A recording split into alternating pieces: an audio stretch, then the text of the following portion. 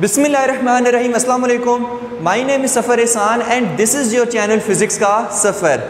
आज के लेक्चर में जो हम टॉपिक डिस्कस करने वाले हैं वो है एरर्स एंड अनसर्टेनिटीज़।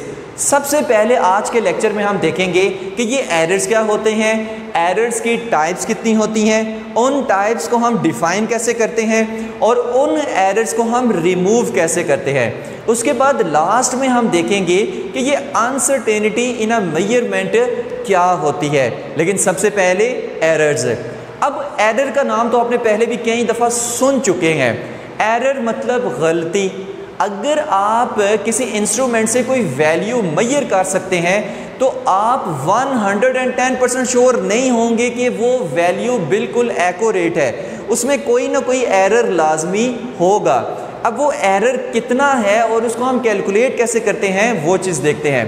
अब फॉर एग्जांपल हम सबको पता है कि जो वैल्यू ऑफ जी है, जो जी की वैल्यू है वो कितनी है, 9.8 मीटर पर सेकंड स्क्वायर, ठीक है, एक्सेलरेशन ड्यू टू ग्रेविटी। अब ये तो है हमारे पास एक्चुअल वैल्यू, ये हमारे पास क्या है, ये एक्चुअल वैल्यू है, इसमें हमें कोई शक नहीं है, ये हमारे पास है एक्चुअल वैल्यू। अब किसी भी एक्सपेरिमेंट की मदद से मैं वैल्यू ऑफ जी को कैलकुलेट कर रहा हूँ और किसी भी एक्सपेरिमेंट की मदद से जो वैल्यू ऑफ जी मेरे पास आती है वो कितनी आती है, मान लें कि वो हमारे पास आ रही है 9.4 मीटर पर सेकंड स्क्वायर। ये हमारे पास क्या है, ये मेजर्ड वैल्यू है, ये हमारे पास क्या है, ये मेजर्ड वैल्यू है जो किसी एक्सपेरिमेंट से मैंने क्या की है, मेजर्ड की है। अब देखिए एक्चुअल वैल्यू जो थी वो 9.8 थी, जो मैंने मेजर की है वो कितनी आ रही है, 9.4। इसका मतलब है कि जो मैंने वैल्यू मेजर की है वो गलत है, यानी इसमें कोई ना कोई एरर लाजमी आ रहा है। तो वो एरर हम कैसे निकालेंगे, वो एरर हम ऐसे निकालेंगे, हम करेंगे एरर हम कैसे निकालते हैं, हम निकालते हैं 9.8 मीटर पर सेकंड स्क्वायर जो एक्चुअल वैल्यू है माइनस जो मेजर्ड वैल्यू है 9.4 और कितना आंसर आएगा 0.4 मीटर पर सेकंड स्क्वायर। यानी कि जो एरर मेरी वैल्यू में आ रहा है वो कितना है, 0.4 मीटर पर सेकंड स्क्वायर। मुझे कैसे पता चला, मैंने एक्चुअल वैल्यू और मेजर्ड वैल्यू में डिफरेंस देख लिया। अब जितना डिफरेंस है वही हमारा क्या है, एरर है। सेम इसी तरह यहाँ पर देखिए हम एरर को किस तरह से डिफाइन करते हैं कि difference between actual value and measured value. Actual value में से मेजर्ड वैल्यू को आप माइनस कर दें तो जो आंसर हमारे पास आएगा वही क्या होगा, वही हमारा एरर होगा। ओके हो गया, तो ये तो है हमारा एरर। अब एरर की टाइप्स कितनी होती हैं, वैसे तो एरर की बहुत सारी टाइप्स होती हैं लेकिन जो आपकी बुक में मेंशन है वो जस्ट 2 टाइप्स हैं, तो हम जस्ट उन टाइप्स को ही डिस्कस करेंगे। अब एरर की जो टाइप्स होती हैं वो कौन सी है, रैंडम एरर और systematic error.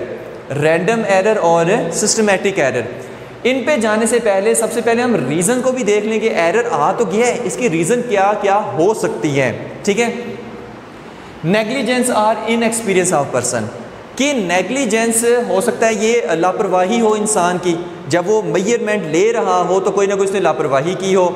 Inexperience of person हो सकता है कि उसको एक्सपेरिमेंट करना ही ना आता हो जिसकी वजह से उसका एरर आता है, मतलब उसको सही से कोई भी इंस्ट्रूमेंट वगैरह यूज़ करना ही ना आता हो जिसकी वजह से ये एरर आया है। इनएप्रोप्रिएट मेथड, हो सकता है जो वो मेथड यूज़ कर रहा है वो क्या है, गलत मेथड यूज़ कर रहा है जैसे वो रीडिंग ले रहा है। फॉल्टी ऑपरेटर्स, हो सकता है जिस ऑपरेटर्स को वो यूज़ कर रहा है वही फॉल्टी है, उसी में कोई ना कोई ख़राबी है।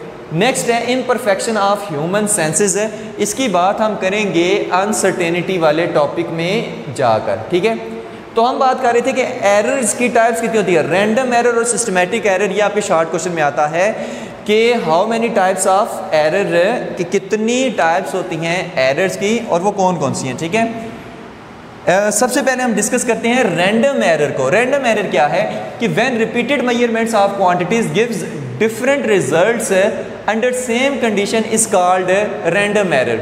अब ये क्या अला बला है तो हम कहते हैं कि फॉर एग्जांपल मैंने किसी इंस्ट्रूमेंट से, किसी भी इंस्ट्रूमेंट से मान लें कि मैंने इस मार्कर की लेंथ मेजर की है, इस मार्कर की लेंथ मेजर की है, फॉर एग्जांपल वो हमारे पास लेंथ आई है, मैं कह रहा हूँ 7.2 सेंटीमीटर, ठीक है। अब दोबारा इसी मार्कर की मैंने दोबारा से लेंथ इसकी मेजर की है, ठीक है। तो वो हमारे पास आई है फॉर एग्जांपल 7.3 सेंटीमीटर। जब दोबारा से फिर मैंने कोशिश की, नहीं एक बार दोबारा से इस मार्कर की ना लेंथ मेजर करते हैं। अब मान लें कि वो हमारे पास आई है 7.4 सेंटीमीटर। अब मैं इन तीनों में से कौन सी वैल्यू मानूं? क्या वो 7.2 सेंटीमीटर है, क्या वो 7.3 सेंटीमीटर है, क्या वो 7.4 सेंटीमीटर है? अब इसमें क्या होता है कि रैंडम एरर में ना इंसान की गलती होती है, ना ही ऑपरेटर्स फॉल्टी वगैरह होता है, ना ही इस तरह का कोई होता है, ठीक है। तो लेकिन जब भी वो मेजरमेंट करता है, फॉर एग्जांपल उसमें ना डिफरेंट वैल्यूज़ आ रही हैं, तरीका भी वो ठीक लगा रहा है, इंस्ट्रूमेंट भी ठीक है, उसको एक्सपेरिमेंट करना भी आता है, लेकिन फिर भी जब भी वो एक्सपेरिमेंट कर रहा है उसकी डिफरेंट वैल्यूज़ आ रही हैं, लेकिन थोड़ा थोड़ा डिफरेंस आ रहा है। तो ऐसे एरर को हम कहते हैं रैंडम एरर, मतलब बेतरतीब एरर, ठीक है। अब इसीलिए कहते हैं when repeated measurement of quantities give different results. तो डिफरेंट रिजल्ट्स आए अंडर सेम कंडीशन, उसी कंडीशन के अंदर, मतलब वही ऑपरेटर्स है, वही रूम है, वही सारी चीज़ें हैं, फिर भी हमारे पास डिफरेंट वैल्यूज़ आ रही हैं। तो ऐसे एरर को हम कहते हैं कि ये कौन सा एरर है? ये रैंडम एरर है। ओके हो गया। तो नेक्स्ट इसकी देखते हैं कि इसकी कॉजेज़ क्या है, भाई इसकी रीज़न क्या है, क्यों ये रैंडम एरर आ रहा है। तो अननाउन काजेज, याद रखें कि रैंडम एरर कई अननाउन काज होती है, हमें कुछ पता नहीं है कि ये एरर किस वजह से आ रहा है। रैंडम एरर की जो काजेज हैं वो क्या है? वो अननाउन काज है। हाँ, हम प्रिडिक्ट कर सकते हैं कि हो सकता है कि इस वजह से ये रैंडम एरर आया हो, हम एग्जैक्ट नहीं बता सकते, ठीक है। तो अननाउन कॉज होती है इस रैंडम एरर के होने की, लेकिन जो हम इसकी प्रिडिक्ट कर सकते हैं रीजंस को कि इस वजह से ये एरर आया होगा या इस वजह से ये एरर हो सकता है ये आया हो, तो वो कौन सी? फॉर एग्जांपल एयर रेजिस्टेंस होगी या वेदर कंडीशंस होगी। तो आपने बस इतना याद रहना कि इसके अननाउन कॉजेज होते हैं। दूसरी चीज़ है रिडक्शन, कि हम इस एरर को ख़त्म कैसे कर सकते हैं, हम इस एरर को रिमूव कैसे कर सकते हैं, ठीक है। तो हम इस एरर को कैसे, taking the average of measured value can reduce the effect of random error है। हम जितनी भी हमारे पास वैल्यूज़ आई हैं ना, हम उनका एवरेज लें जिससे ये रैंडम एरर कम हो जाएगा, ख़त्म नहीं होगा। ख़त्म तो नहीं कर सकते लेकिन हम इसको कम कर सकते हैं। तो एवरेज वैल्यू लेकर हम इसको कम कर सकते हैं। कैसे?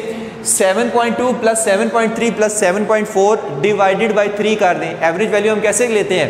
जितनी भी हमारे पास वैल्यूज़ आई होती हैं उनको हम प्लस करते हैं, डिवाइडेड बाय नंबर, जितनी भी उन वैल्यूज़ के हमारे पास नंबर होते हैं, मतलब 3 वैल्यूज़ आई हैं तो डिवाइडेड बाय 3 कर दें, 4 वैल्यूज़ आई हैं तो डिवाइडेड बाय 4 कर दें, ठीक है। तो इसको हम कैसे करेंगे कि 7.3 प्लस 7.4 प्लस 7.2 7.3 और 7.4 डिवाइडेड बाय हम 3 करेंगे तो इसका आंसर कितना आएगा? 7.3 सेंटीमीटर। तो ये हमारे पास क्या होगी? ये हमारे पास मेजर्ड वैल्यू होगी, ठीक है। तो इस तरह से हम क्या कर सकते हैं? रैंडम एरर को रिड्यूस कर सकते हैं, ठीक है, उन्हीं वैल्यूज़ का एवरेज लेकर, या हम कहते हैं उन्हीं वैल्यूज़ का मीन लेकर। तो नेक्स्ट टाइप ऑफ एरर कौन सी है? Systematic error. भाई नाम से ही जाहिर हो रहा है, सिस्टमैटिक एरर मतलब सिस्टम में कोई ख़राबी है, मतलब जिस इंस्ट्रूमेंट से मैं कोई मेजरमेंट ले रहा हूँ वो इंस्ट्रूमेंट ही ख़राब है। तो जब इंस्ट्रूमेंट ही ख़राब है तो वो जो रिज़ल्ट देगा वो क्या होगा? क्या वो एक्यूरेट होंगे? नहीं, उनमें एरर होगा। तो ऐसे एरर को हम क्या कहते हैं? ऐसे एरर को हम कहते हैं systematic error. Systematic error occur due to some error in instrument, ठीक है, इंस्ट्रूमेंट में एरर की वजह से हो सकता है। अब इनकरेक्ट मार्किंग हो सकती है जिसकी वजह से ये एरर है। फॉर एग्जांपल ये हमारे पास स्केल है जिसकी वजह से मैं कोई भी रीडिंग मेजर कर रहा हूँ और इसके ऊपर कोई रीडिंग है 0, 1, 2, 4, 5, 6। अब यहाँ पर देखें इनकरेक्ट मार्किंग का मतलब 0, 1, 2, 3 कहाँ है? 3 कहाँ है? 3 तो गायब है यहाँ से, इसका मतलब है इस पर इनकरेक्ट मार्किंग हुई है। इसे जब भी आप रिजल्ट हासिल करेंगे तो आपका जो आंसर है वो गलत आएगा। क्यों? क्योंकि इस पर इनकरेक्ट मार्किंग हुई है, 3 गायब हुआ है, ठीक है। तो इसमें इंसान की कोई गलती नहीं है, इसमें भाई ऑपरेटर साहब का फॉल्ट ही है, ठीक है। पुअर कैलिब्रेशन, भाई पुअर कैलिब्रेशन का मतलब क्या होता है? आपने देखा होगा पुराने कुछ अर्सा पहले, इतना ही पुराना दौर नहीं था, कुछ अर्सा पहले हम यूज़ करते थे वो लकड़ी के स्केल, वो क्या करते थे, लकड़ी के स्केल यूज़ करते। आजकल तो प्लास्टिक और लोहे के आए हुए हैं, तो लकड़ी के स्केल वो हम यूज़ करते थे। कोई भी हाशिया वगैरह लगाना है किसी कॉपी वगैरह पे, तो उसमें जो स्केलिंग हुई हुई होती थी ना, तो वो बिल्कुल अप्रोप्रिएटेड ही होती। कहीं पर वो कभी कभी डिस्टेंस ज़्यादा, कहीं पर डिस्टेंस कम हो जाता था। तो इस चीज़ को हम क्या कहते हैं कि ये उसकी पुअर कैलिब्रेशन हुई हुई है, ठीक है, ये उसकी क्या होती है, पुअर कैलिब्रेशन है। तो जब हम उससे कोई भी वैल्यू लेंगे, कोई भी लेंथ वगैरह मेजर करेंगे किसी चीज़ की, तो वो भी गलत आएगी, यानी उसमें भी एरर आएगा। और वो एरर कौन सा होगा, वो सिस्टमेटिक एरर होगा, ठीक है। नेक्स्ट आता है ज़ीरो एरर। भाई ज़ीरो एरर का, जैसे वर्नियर कैलिपर्स है, जब उसमें मेन स्केल और वर्नियर स्केल का ज़ीरो मैच ना कर रहे हो तो हम कहते हैं कि इसमें ज़ीरो एरर है। तो ज़ीरो एरर को ख़त्म करने के लिए हम क्या करते हैं, दोनों ज़ीरोज़ को मैच करते हैं, जिसकी वजह से हम कहते हैं ज़ीरो एरर रिमूव हो गया। तो अगर किसी इंस्ट्रूमेंट में ज़ीरो एरर है तो उसकी वजह से भी जो वैल्यू आएगी, मेजर्ड वैल्यू होगी, वो गलत आएगी। नेक्स्ट, इस सिस्टमैटिक एरर को हम ख़त्म कैसे करें, रिडक्शन इसकी हम कैसे करें, तो comparing the instrument with another, यानी कि आप कोई और इंस्ट्रूमेंट जो आपको पता हो कि भाई ये अच्छा इंस्ट्रूमेंट है इससे, तो आप फॉर एग्जांपल आप वर्नियर कैलिपर्स यूज़ कर रहे हैं, उससे कोई रीडिंग ले रहे हैं, आपकी वैल्यू गलत आ रही है, तो कोई और वर्नियर कैलिपर्स जिसकी कैलिब्रेशन ठीक हुई हो, जिसका ज़ीरो एरर ना हो, आप उसे रीडिंग ले लें। तो फिर जो है वो दोनों वैल्यूज़ को कंपेयर कर लें, इस तरह से आप इस एरर को रिमूव कर सकते हैं। तो एक इंस्ट्रूमेंट को दूसरे इंस्ट्रूमेंट से कंपेयर करें उनकी वैल्यूज़ को, और फिर आप इस एरर को ख़त्म कर सकते हैं। ख़त्म तो नहीं, आप इस एरर को कम कर सकते हैं फिर, ठीक है। तो comparing the instrument with another instrument, कोई और उसी तरह का इंस्ट्रूमेंट ले आए, उससे वैल्यू कर लें। Correction factor can be applied, इस पर करेक्शन फैक्टर आप अप्लाइड कर दें, ठीक है। जैसे यहाँ पर क्या है, 3 गायब है, यानी कि हमारे पास इसकी जो भी हमारे पास मार्किंग हुई है वो ठीक है, नहीं हुई, तो इस पर करेक्शन फैक्टर अप्लाई करके हम इस एरर को ख़त्म कर सकते हैं, ठीक है। यानी कि जब भी मैं इससे मार्किंग करूँगा तो मेरे पास तकरीबन 1 का डिफरेंस आएगा वैल्यू के अंदर, ठीक है। क्यों, क्योंकि इसमें 3 क्या है, गायब है। तो नेक्स्ट क्या है, removing zero error, zero error को रिमूव करके भी हम एरर को ख़त्म कर सकते हैं, ठीक है। तो नेक्स्ट हमारे पास क्या आता है, रैंडम एरर भी हो गया, सिस्टमैटिक एरर भी हो गया। एरर्स को हम रिमूव किस तरह से करते हैं वो भी हमने देख लिया। तो अब हम देखते हैं अनसर्टेनिटी को, कि ये अनसर्टेनिटी क्या है।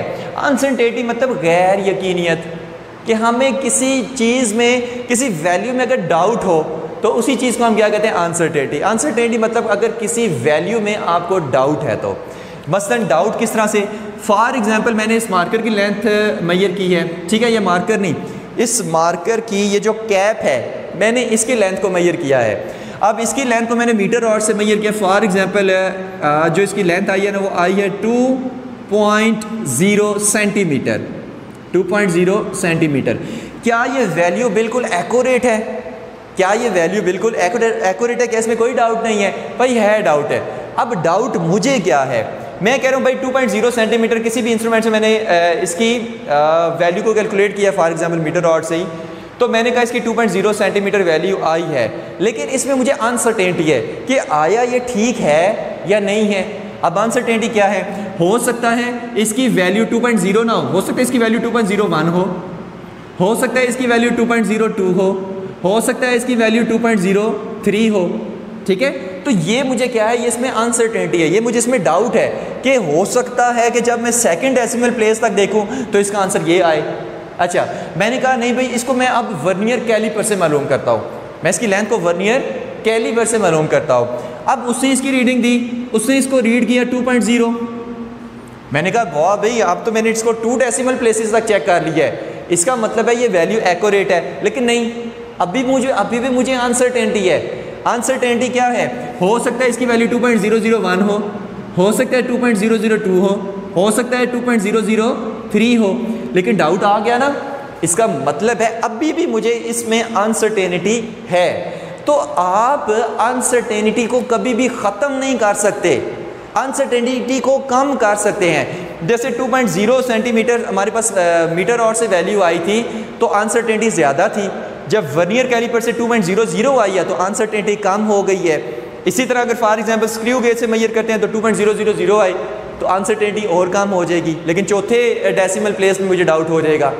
तो इसका मतलब है मैं डाउट को या अनसर्टेनिटी को ख़त्म नहीं कर सकता किसी भी वैल्यू में, लेकिन उसको कम कर सकते हैं। तो ये होती है अनसर्टेनिटी कि अगर आपको किसी वैल्यू के अंदर डाउट है तो, ठीक है। अब क्यों होती है भाई ये वजह इसकी, ये होती है लिमिटेशन ऑफ मेजरिंग इंस्ट्रूमेंट। अब ये क्या मेरी वजह से है, क्या मेरे गलत मेजर करने की वजह से है, या कोई ऑपरेटर्स की वजह से है, या किस वजह से है, ये चीज़ हम देखने वाले हैं। तो कह रहा है लिमिटेशन ऑफ मेजरिंग इंस्ट्रूमेंट है भाई, जो हमारे पास है मीटर रॉड फॉर एग्जांपल है, वो मेजर 0.1 सेंटीमीटर तक कर सकता है। अब उससे कम की वैल्यू तो वो मेजर ही नहीं कर सकता, तो 0.1 सेंटीमीटर क्या है उसकी लिमिटेशन है, इससे कम वो मेजर ही नहीं कर सकता। फॉर एग्जांपल जस्ट वो 1 डेसिमल प्लेस तक मेजर कर सकता है। तो अगर मुझे इस वैल्यू में अनसर्टेनिटी है तो इसका मतलब है कि जो इंस्ट्रूमेंट है उसकी लिमिटेशन को मैं देख कर बता रहा हूँ कि वो इंस्ट्रूमेंट फॉर एग्जांपल जिसे मैंने ये वैल्यू मेजर की है वो अच्छा नहीं है। तो ये हमारे पास लिमिटेशन है इंस्ट्रूमेंट की कि भाई वो मेजर ही 0.1 सेंटीमीटर तक कर सकता है। उसके बाद इसको मैं इंप्रूव कैसे करूँ, मैं इसको वर्नियर कैलिपर से मालूम करूँ। अब वो 0.01 तक मेजर कर सकता है, ठीक है, लेकिन उसकी भी लिमिटेशन है। क्या लिमिटेशन है, 0.01 तक मेजर कर सकता है, इससे नीचे नहीं मेजर कर सकता। अब फिर से उसमें अनसर्टेनिटी आएगी। स्क्रू गेज से मेजर करूँ तो 0.001 सेंटीमीटर तक मेजर कर सकता है, अब उसमें भी लिमिटेशन है। क्या लिमिटेशन है, 0.001 सेंटीमीटर तक तो मेजर कर सकता है, लेकिन उससे नीचे की वैल्यू मेजर नहीं कर सकता। फिर से जो रिजल्ट उसमें आएगा उसमें भी अनसर्टेनिटी होगी, उसमें भी मुझे डाउट होगा। तो अनसर्टेनिटी को हम कम तो कर सकते हैं, ख़त्म नहीं कर सकते।